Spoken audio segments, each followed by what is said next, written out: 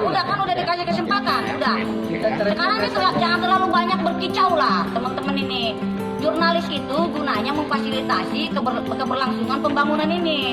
Bupati Lebak, Banten, Iti Oktavia kini tengah ramai jadi perbincangan publik. Usai tindakannya mengusir dan meminta awak media untuk tidak banyak bertanya. Tindakan semena-mena itu terjadi ketika para awak media tengah melakukan wawancara dengan pihak Balai Besar Wilayah Sungai Ciujung, Ciliman, dan Cidurian di beranda Pendopo Kabupaten Lebak, Senin 13 Februari 2023. Pada momen tersebut, awak media mempertanyakan terkait belum tuntasnya penyelesaian sengketa hak dan kepemilikan lahan sejumlah masyarakat yang terdampak proyek Bendungan Karyang.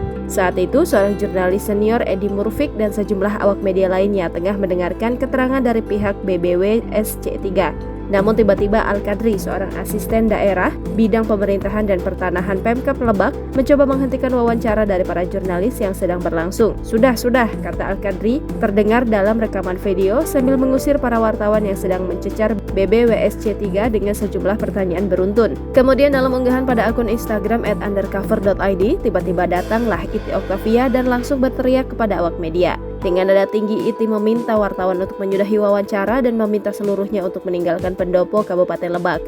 Menurut Edi Murfik, tindakan Iti Oktavia Jayabaya tersebut dianggap arogan dan terkesan menghalang-halangi tugas wartawan dalam menggali informasi yang akurat dan berimbang dari pihak BBW SC3. Lantas siapakah sosok Bupati Lebak, Banten tersebut? Iti Oktavia Jayabaya merupakan Bupati ke-27 Kabupaten Lebak. Iti menjabat 2 periode, yakni 2014 hingga 2019 dan 2019 hingga 2024. Iti merupakan Bupati perempuan pertama di Kabupaten Lebak. Sebelum menjabat sebagai Bupati, dia merupakan anggota DPR RI dari fraksi Demokrat. Perempuan kelahiran Lebak 4 Oktober 1978 ini mempunyai suami bernama Muhammad Farid Darmawan dan telah dikaruniai satu orang anak bernama Siti Maritza Safura Darmawan.